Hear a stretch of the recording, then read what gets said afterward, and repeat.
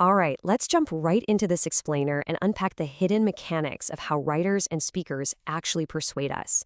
Have you ever listened to a speech or maybe read an article and found yourself completely nodding along, convinced by literally every single word, but you weren't entirely sure why? Well, today, we're basically going to act as rhetorical investigators. We're looking at advanced rhetorical analysis, specifically by examining how a spoken TED Talk compares to written opinion pieces. We're going to decode the exact behind-the-scenes strategies these formats use to win you over. Now, before we really get going, we've got to challenge what is probably the biggest myth in college writing and critical thinking. And that's the idea that rhetorical analysis is just a debate where you declare someone right or wrong. It's so easy to read an opinion piece and instantly jump to, oh, I totally agree with this, or wow, this author is completely wrong. But as advanced learners, we have to pause. We have to separate our own personal feelings from the actual structure of the argument itself. Think of it kind of like watching a magician, right? You're not sitting there judging if the trick is morally good or bad. You're analyzing exactly how they hid the coin.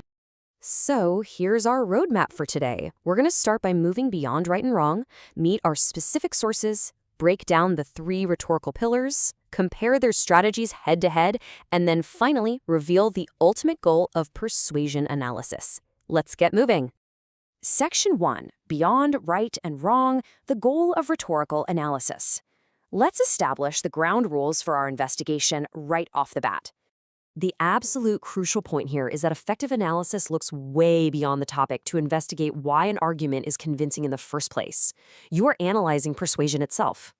The best analyses don't just summarize what an author said. They ask, how does the author persuade? Why might an audience actually find this convincing? And what specific choices shape the audience's response?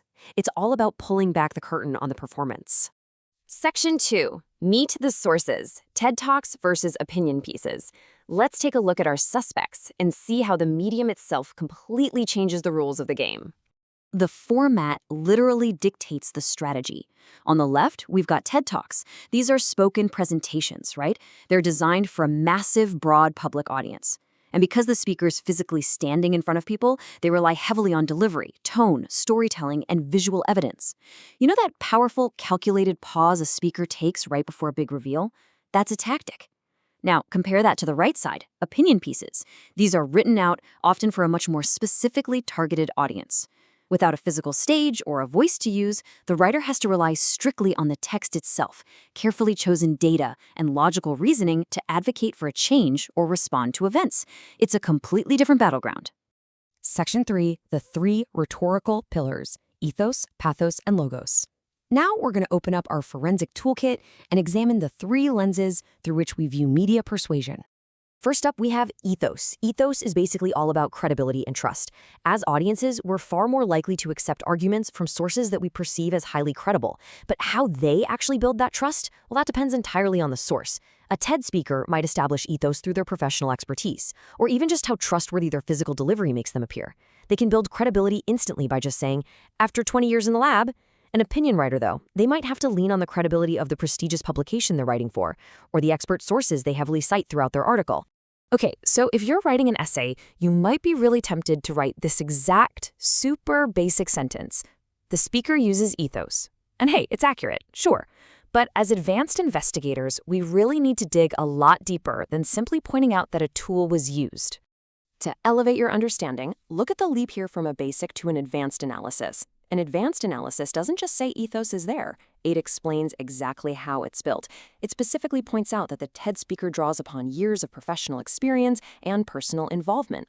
It connects the strategy directly to the intended effect on the audience, which is making the speaker look knowledgeable and trustworthy. You're literally explaining the actual mechanics of how that trust is built.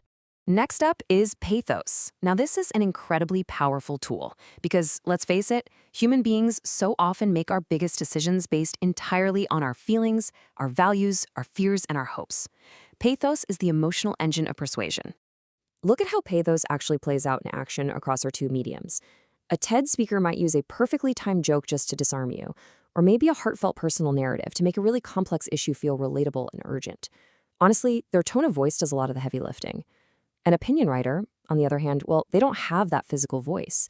So they have to rely on carefully chosen, emotionally charged vocabulary and stark, real-world examples to spark outrage, concern, or sympathy directly from the page. Once again, we see that massive jump from basic to advanced analysis. Instead of just identifying that emotion is present, an advanced analysis explains exactly what the emotional tool is. In this case, personal stories of affected individuals, and why it works. It pushes the reader to view a potentially dry topic through a profoundly human lens, totally bypassing cold statistics to hit the audience right in the heart. And finally, we have logos, which targets our rational thinking. This is where we evaluate the actual evidence that's provided, the reasoning, the facts, the statistics, and the logical progression of the argument itself. When you're looking at logos, your analysis has to be specific. You have to specify whether the author is utilizing measurable statistical evidence, citing expert research, or strategically addressing counterarguments to logically build their case. It's really all about proving that the foundation of the argument is built on solid, rational ground. Section 4. Comparing the strategies, putting the sources into conversation. Let's put these sources head to head. What actually happens when we compare their rhetorical strategies directly?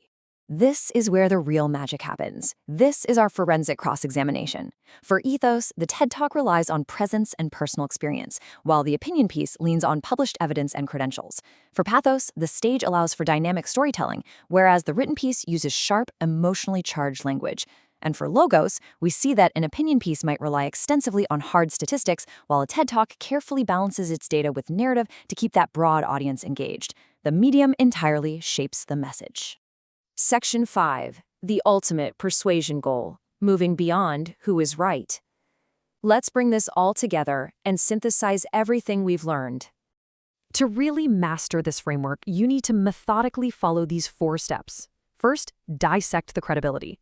Then, track the emotional targeting. Third, weigh the logical evidence. And finally, step 4, evaluate the effectiveness based on the medium itself.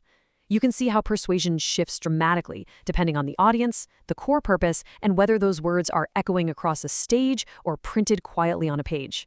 Remember, your task isn't to declare a winner of the debate, but to understand exactly how they played the game. So as we wrap up this explainer, I'm going to leave you with a bit of a challenge. Stop worrying so much about who wins the debate.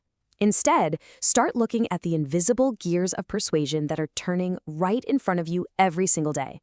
The next time you find yourself nodding along to a speaker or a writer, completely convinced, just pause for a second. Ask yourself, which of the 3 pillars did they just use to win me over? And more importantly, how did they do it? Thanks for joining me today, and keep analyzing.